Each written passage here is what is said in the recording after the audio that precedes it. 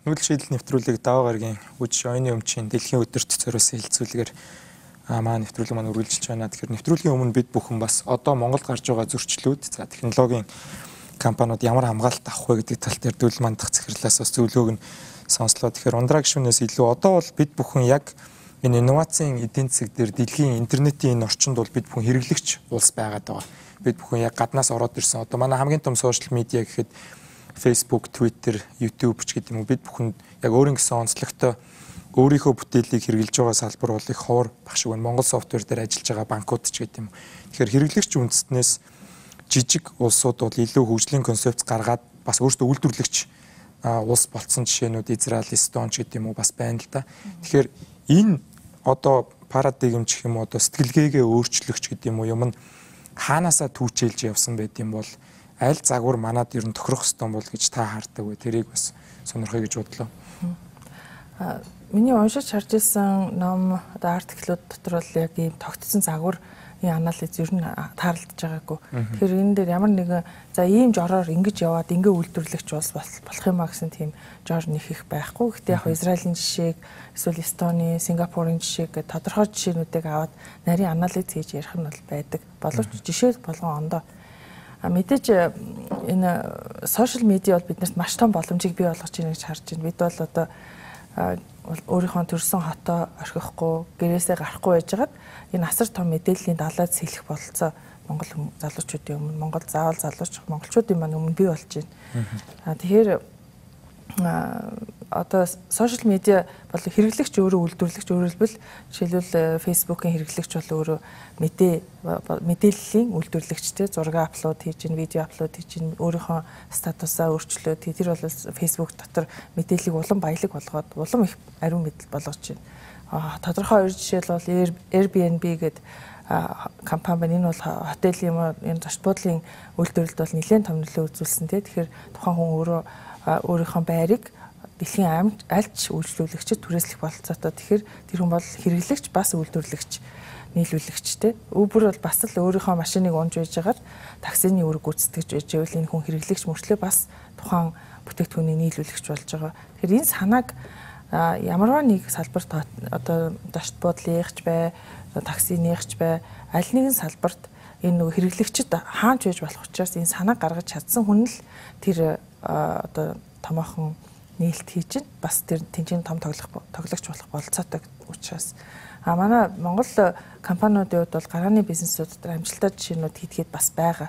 Тэгэхээр жишээлбэл UB Info бол их дажгүй ап. Тэгэхээр миний харж байгаагаар бол апын зах зээл дээр тоглоомын зах зээл, видео тоглоом, дээр нь хүүхэлдэйн кино энэ зах зээлүүд бол бид олон улсын зах зээл нийлүүлэгч байх бололцоо маш өргөн байна гэж харагддаг. Нөгөөтэйгүр бол хэрэглэгч төвдөө үйлдвэрлэлээс хүн төрөлхтөн тэр чигээрээ хэрэглэгч бол өөрөө бас үйлдвэрлэгч гэдэг энэ сошиал медиа биднэрт ийм том бололцоо олгож байгаа учраас зах зээлийг бол ерөөсөө за Facebook жишээлбэл 2 тэрбум хэрэглэгчтэй гэж ивэл 2 тэрбум улстай хүнтэй иргэнтэй улс л гэсэн үг. Тэгэхээр энэ чи хятадаас том улс болчиход байна шүү дээ. Facebook бол. Тэгэхээр яг тэр зарчмаар нь бид харах нь манай одоо мэдээллийн технологийн салбарт ажиллаж байгаа хүмүүсийн хувьд бол шин санаа бодож болохын тулд миний хэрэглэгчид бол эндээ ингэж хязгаарлагдахгүй хаанч байж болно дэлхийн гэдэг тэр сэтгхүү рүү зоригтол орох хэрэгтэй байна гэж харагддаг.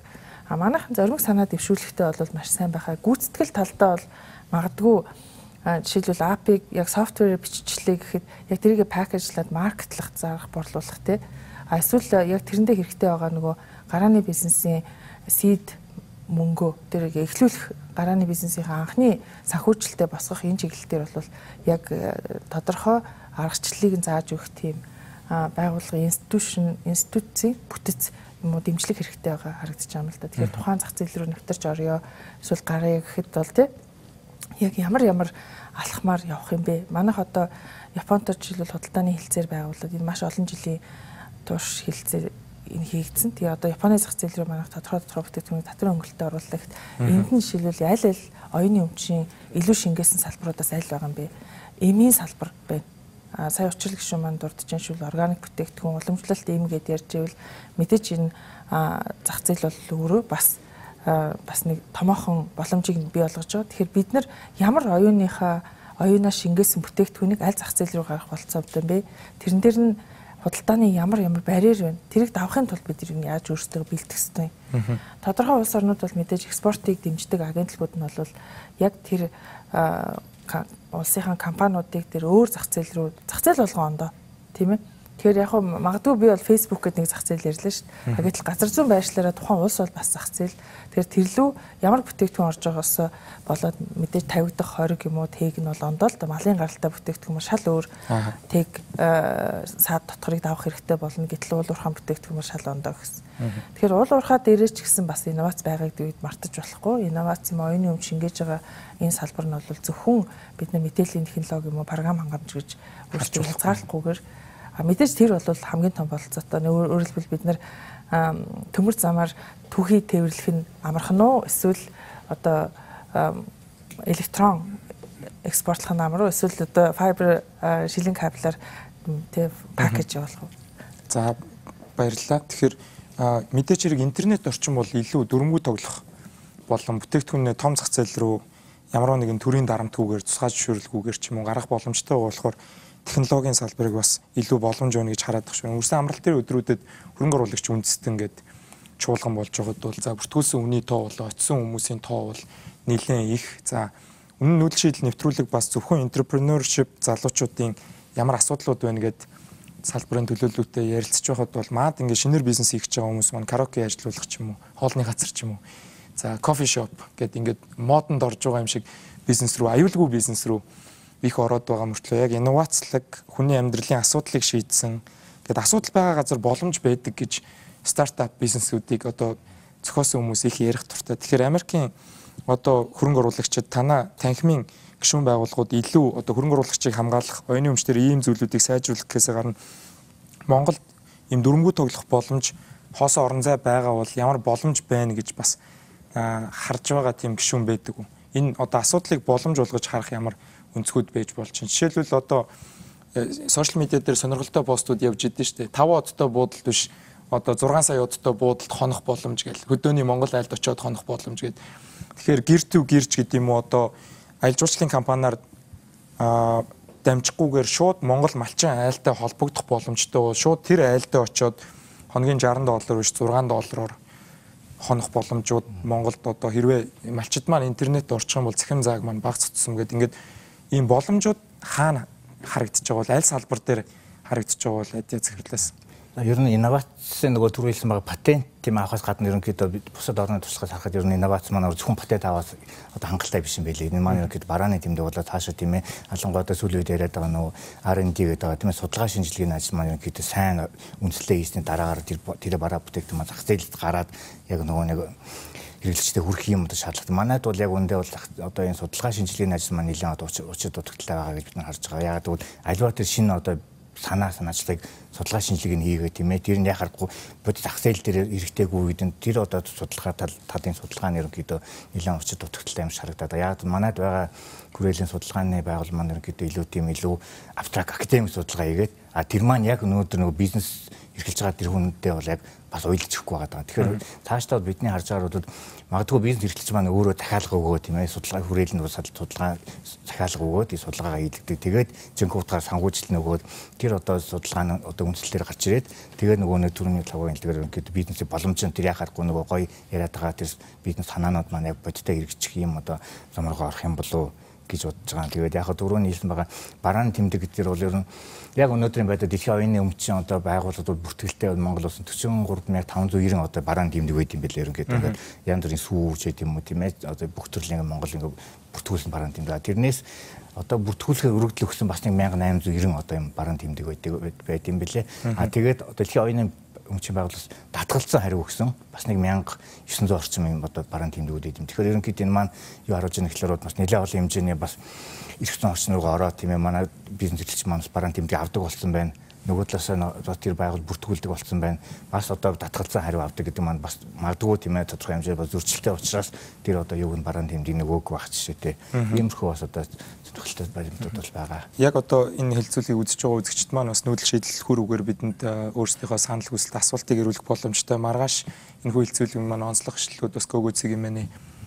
имэн дээр гардаг байгаа. Тэгэхээр Балгансууран гэдэг Twitter хэрэглэгч бас мегмар дорж даргаас асуусан байна л да. Домен нэрний асуудлыг мегмар дорж дарга зөв хөндөж байна. Жохон тодруулвал гинэ.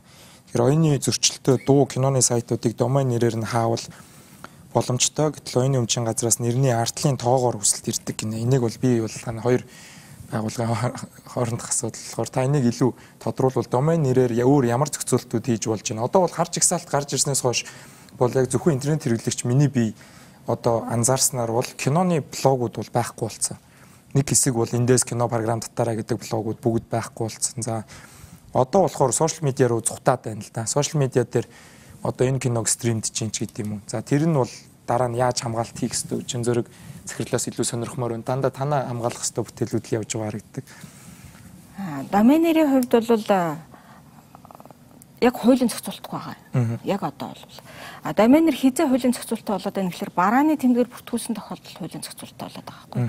Тэгэхээр тэнд чинь барааны тэмдгээр эрхийн хамгаалт хийлгэсний хэсэг, хийлгээгүй нэг хэсэг яваад байгаа. Тэгэхээр энэ домен нэрийн зохицуултгүй байгаагийн сөрөг үр дагавар нь би түрүү хэлсэн хүн бусдын бүтээлийг хуурамчаар ашиглах нэг уурханд болоод байна. Нөгөө нэг онцлог нь болохоор зах зээл дээр шудраг усаар өрсөлдөх тэр боломжийг бий болгоод байна. Өөрөөр хэлбэл говь гэсэн нэртэй домен нэртэй тэгэхээр говийн нэр хүндэд алдчих жишээтэй тийм ээ. Тэгэхээр энэ өөрөө зохицуултгүй байгаад байгаа учраас хориглох, хаах тэр боломжноос хязгаарлагдсан болчиход байгаа байхгүй. Тэгэхээр улс орнууд бол энэ домен нэрийн асуудлыг бол дандаа хуулиараа ингээд зохицуулаад яваад ирсэн байдаг. Манай Монгол улсын хувьд домен нэрийн зохицуултгүй байгаа учраас бизнесийг чөлөөтэй шударгаар өрсөлдөх тэр боломжийг хязгаарлаад байна. Нөгөө талаас нь хуурамчаар ашиглах, хуурамч одоо сайт нэгээл ингээд бусдын бүтээлийг зохиогч ирэх ингээд зөвшөөрлгүйгээр ашиглахын боломжийг илүү нэмэгдүүлээд байгаа. Хятад одоо жишээлбэл Apple CK гэдэг юм уу одоо өөр домен нэр хийгээд хүмүүсийн одоо iPhone утасны email кодыг хулгайлаад тэгээд утсын нээдэг тийм үйлчилгээ гарцсан байсан. Тэндээс болгоомжлоороо гэдэг сэрэмжлүүлэг мэдээ гарсан. Тэгэхээр шин зөрөг захирлаас за танаа гишүүн байгууллагуудын бүтээл сошиал медиа руу ороод ирлээ. Олон мянган хүн зэрэг үзэж чинь таны хэлсэн Холливуудын блокбастер кино ч юм уу. За Univision-ийнхэн маань за одоо жишээд Univision-ийнхэн ингээд Cannes руу яваад за 100 кино худалдаж аваад ирээд видео сандаа байрлуулад нэг 6 сард хэдэн төгрөг олно гэж бодцсон байсан чинь нөгөө дүүлийн одоо юу гэдэг кино шууд үнгүй үзээрэй зэг имэн ч юм уу те пэйжүүд ингээд цагийн интервалтай ингээд тавиад хохироогоод байгаа тохиолдолд энэ одоо дундын тэр нөгөө ундрагшны хэлсэн үг нь том боломж чинь бас эргээд том эрсдэл болоод идэг те порно одоо садар самууныг сурталчилж байгаа жишээтэй Монголын томоохон одоо группүүд дээр эн чинь шууд хүүхэд хохирож байгаа асуудал те манай хуулиараа хориотой энэ дээр ямар арга хэмжээ авах вэ гомд гарах уу одоо дахиад тийм ер нь Facebook-ийн өөрийнх нь толгойн явчихна л доо тийм тэгээд тэрэндээ зориулаад яг одоо бол видео контент дээр болон одоо зураг тэгээд дуун дээр зориулаад өөртөө rights manager буюу одоо тэр эрхийн удирдлагын юм одоо програм хийсэн байгаа. Тэрлүүгээ өөрийнхөө контентыг одоо хуулаад давхар өөрөө автоматар одоо бүх байрсан контентуудыг бүгдийг шүүгээд ингээд зөрчилтөөг нь илрүүлчих болно. Гэтэ хамгийн гол нь тэрийг апплод одоо тэр контентоо Facebook-т байршуулчаад хуулийн хүрээнд яг би энэ эрхийн эзэмшигч чинь мөнгө гэдгээ батлах тэр процесс нь жоохон удаан. Тийм тэрний дараа бол юм болно. Гэтэ энэ дэр бол одоо дөнгөж Facebook өөрөө л дөнгөж одоо шийдэх гэж л явж байгаа. Тийм тэгэхээр бид нар бол одоо нэгэсэндээ тэр платформын хэрэглэгчд учраас гомдлол мэдүүлээд байгаа. Энэ ингээд гаргачлаа ш. Тэгээд одоо бол жишээ нь одоо нэг киног лайваар гаргачлаа гэж бодоход тэрэн дээр одоо арга хэмжээ авахдаа бүтэн 12 цагийн дараа авч байгаа. Нэлээд удаан байна. Кино гараад үзээ дуусаа дундуур нь реклам байршуулсан бол ашгаа олоод ингээд бүр айлтын гараа авчиж байгаа тийм. Бүр баг Монголоос гараа явчихна шүү дээ. Кино үзүүлж Монголоос цогтойгоо гараа явчих амжихаар харвал. Тэгэхээр дөл мандах захирлаас бид эргээд нөгөө арилжааны асуудал руу бас их орж ин л да. Инновацийн бүтээл учрал гишүүн түрүүн хэлсэн патентээ аваад хамгаалууллаа. Тэрийг зах зээл рүү гаргах процессыг бол инновац гэж нэрлэдэг байгаа гэдэг. Тэгэхээр Монголд гарааны мөнгө буюу seed money буюу одоо venture capital гэдэг энэ зүйлүүд ховор байхад бид нэр хөрөнгө оруулалтын чуулган хийгээд ч нэмэргүй гэдэг одоо хүмүүс сэтгэл уншсан л да. Тэгэхээр одоо энэ байгаа боломжууд дээр манай залуучууд за оюуны бүтээлтэй хүн байлаа. Утааны асуудлыг шийдсэн одоо патенттэй уурын зуух хятад байхгүй уурын зуух хийсэн залуу байлаа гэж бодъё. Тэгэхээр Kickstarter, GoFundMe гэдэг эдгээр одоо хүмүүсээс мөнгө цуглуулдаг сайт дээр тавих боломж байна уу? Одоо өөрийнхөө бүтээлийг илүү арилжааны болгож хамгаалалт олж авахын тулд бол одоо олон хүнд хүрэх гэдэг шүү дээ. Тэгэхээр тийм боломжуудаас та танилцуулаач бас бодоод үзэж байгаа залуучууд байна. Яг хөө бид нэг яг тийм бит үйлдвэрлэл гэсэн нэг програм хангамжийн дээр илүү туршлагатай болгосон. Програм хангамжийг яг аль болох хурдан гаргах хэвээр. Тэгээд аль болох хүмүүст хурдан л хүрэх хэвээр юм байлээ. Тэрнээс нэг төрөний хэлдэг шиг хамгаалаад байж болохгүй. Сайн нэг патент авах энэтэрэгээд ихлэр чинь за нэг Segway гэдэг одоо ингээд 2 дугуйтай машин байгаа шүү дээ. Дээр нь зогсоон явждаг. Тэр чинь тэгэл Америкийн компани гээд патент аваад явуулсан чи хаттад нөгөөх нь яг адилхан дүүрэлгэж үйлдвэрлээд бүр зараад нөгөө Америкийн компаниасаа барыг том болцсон тий. Эргүүлээ нөгөө Америкийн компаниа худалдаж авлаа. Ялаа барыг тэгээд дуусчих жоохгүй. Тэгэхээр эн чинь юма хамгаалan ч юм уу скол би ингээ хуулийн орчинд найд нэгэн тэгнэгээд суух нь бол айгүй өрөөсгөл байгаа. Ерөөсөл гараал өөрхөн шинэ бүтээл ингээл ажил хэрэг болгоол борлуулаад зараал ингээл явах нь хамгийн зөв. Нөгөө талаасаа яг хөөхлөөр ямар нэгэн зөрчил гарах юм бол мэдээж хуулийн байгууллагатай хандах хэрэгтэй байхгүй. Манай монголчуудын нийтлэг ч юм уу ингээд гарч байгаа. За би нөө ялангуяа хөгжмийн салбар дээр ажиллаж байгаа учраас уран бүтээлчтэйгээ тулгардаг асуудал энэ төр миний юм хулгаалаад байна л гэдэг. Гомдлоо гаргасан юм хөөхлөөр гомдлоо гаргаагүй л гэдэг байхгүй. Өөрөөр хэлбэл тэрийг би юутай зүйрлэх дуртай хөөхлөөр гэрт чинь хулгай ороод тий юмич авчихлаа. Тэрийг мэдж байгаа мөртлөө цагдаад хэлэхгүй байгаатай л адилхан байхгүй. Цагдаад хэлэхгүй бол та хохирол үлдэнэ. Харин цагдаад хэлээд ингээ явсараа хөөцөлд сургаад эрхээ хамгаалуулж аавна гэдэг шиг яг тэрэндээ адилхан. Тэгэхээр мэдээж яг хөөхлөөр цагдаад найдад бид нар чинь нэг гэрээ хаалгангорхоо орхитгүйтэй адилхан тий. Гэт юм айл бол хамгаалах хэрэгтэй. Дээрээс нь трийгээ илүү зах зээл дээр яаж ашиглуулах уу, яаж борлуулах уу гэдэг тал дээр илүү сайн анхаарах хэрэгтэй юм шиг байна. Одоо манай монголчууд, монгол залуучууд уулзаад ирэхлээр за яаж гадагшаа гарах уу? Гадагшаа гарах боломжууд юу вэ?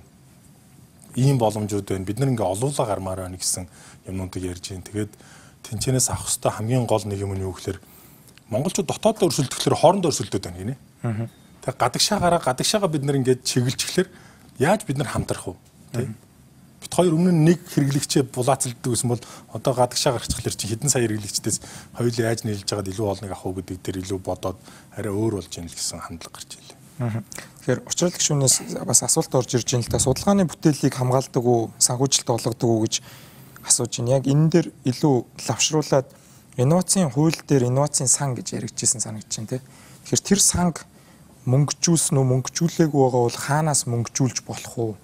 Тэгэхээр оюуны бүтээл болон арилжааны сайн бүтээл гаргасан хүмүүс маань бас төрийн одоо ийм хуучин социализмын үед бол байдаг байсан гэсэн шүү дээ. Тэгээ одоо том үйлдвэрийн инженер очоод би ингээд үйлдвэрлэлийн процессыг ингээ хөнгөвчлөлчлөө гэж шагнуулдаг ч юм уу. За мөнгө урамшуулал авдаг ч юм.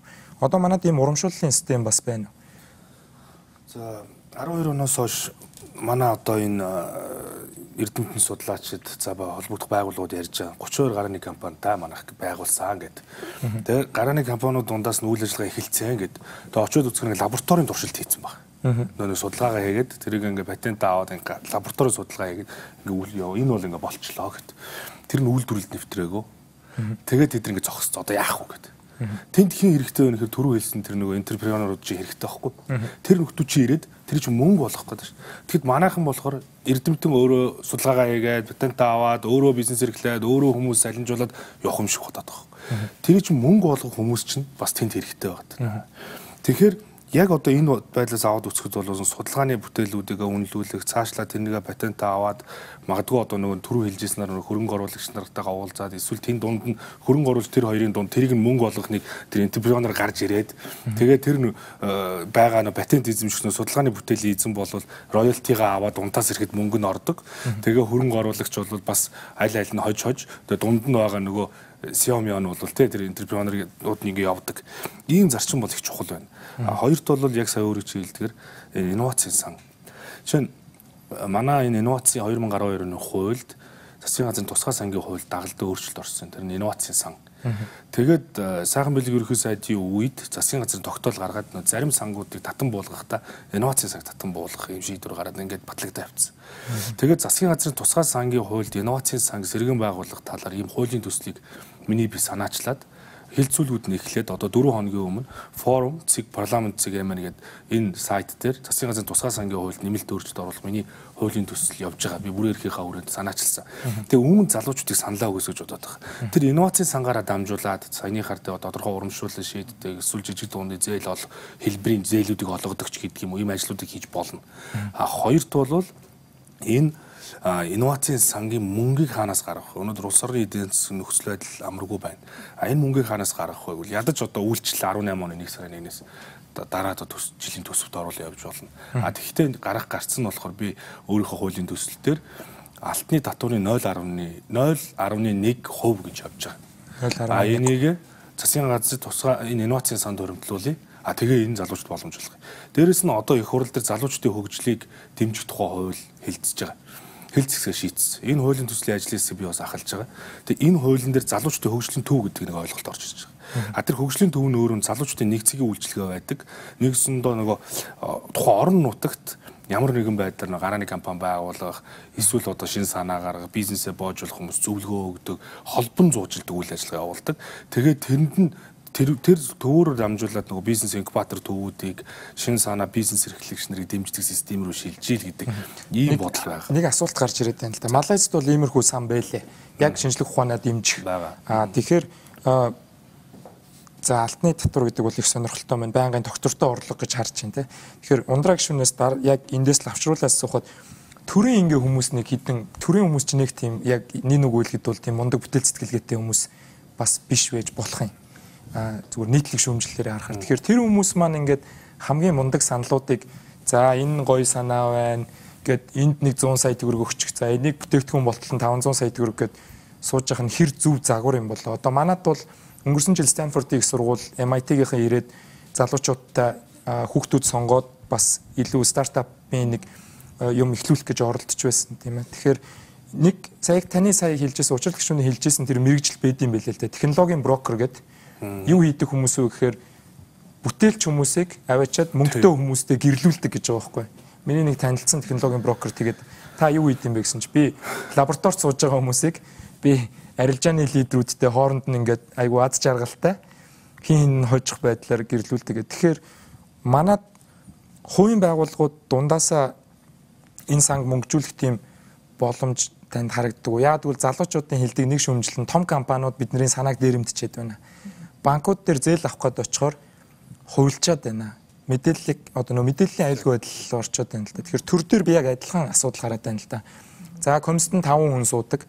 Би 5 жил ажилласан бүтээлээ аваачаа 50 сая төгрөг барих гээд аваад очисон чинь дүүгээрээ компани байгуулад нээлгчдэг ч юм уу те. Одоо хамгийн муухайгаар ярихад тэгэхээр өөр загвар ундраа гишүүнээс илүү ажилдаг загвар ч юм уу. Стэнфордын инновацийн сан гэж байдаг л баг те бодвол.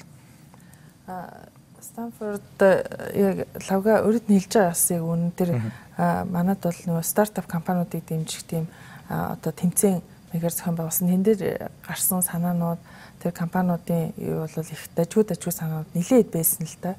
Хөгжимтэй холбоотой ч байсан, тоглоомын апч байсан. Тэгэхээр тэр бол цаашаага бизнес болоод хөл дээр босох болцоотой санаа байгаа юм уу зүгээр миний зүгээс бол санагдсан.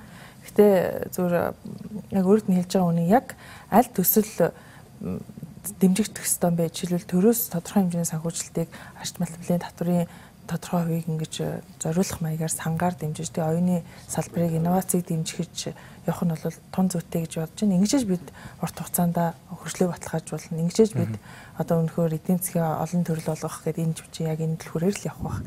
Тэр одоо Сингапурын Temasek фандын жишээ, эсвэл Норвегийн газрын засгийн фандын жишээ тодорхой хэмжээний олж байгаа татврын орлогыг глобал юм уу одоо олон улсын зах зээлд байгаа бүтээгдэхүүнүүд рүү компаниуд руу хөрөнгө оруулалт хийх.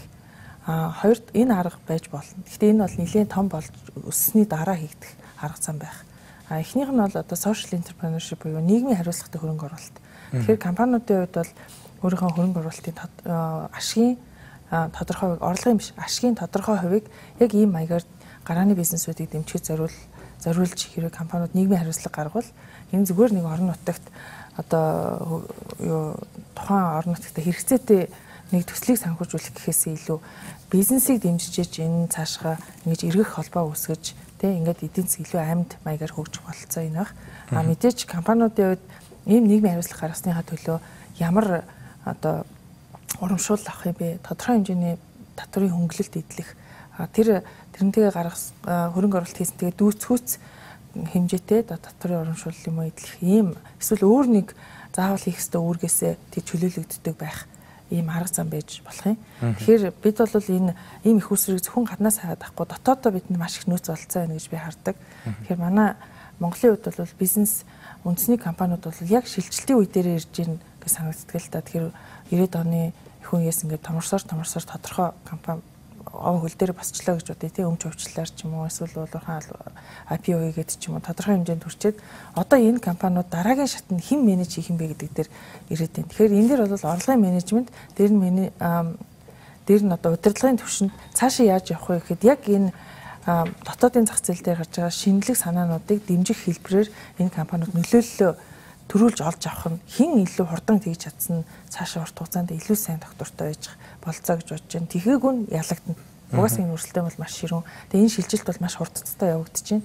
Тэгэхээр бид энэ дотоод нөөд бололцоогоо өөрөөр хэлбэл манай бизнесийн лидерүүд энэ санааг эдгээр санаануудыг хэн төрүүл дэмжин тэр нь өөрийнхөө баталгаа олж байгаа юм. Энд чинь зүгээр нэг гуйж байгаа хүнд өгж байгаа зүйл биш юм аа. Юм хийх гэж явж байгаа хүнийг дэмжснээрээ тодорхой хэмжээний хөрөнгө оруулж тэгээ хувьцааныхын багахан хувийг эзэмшихтэй.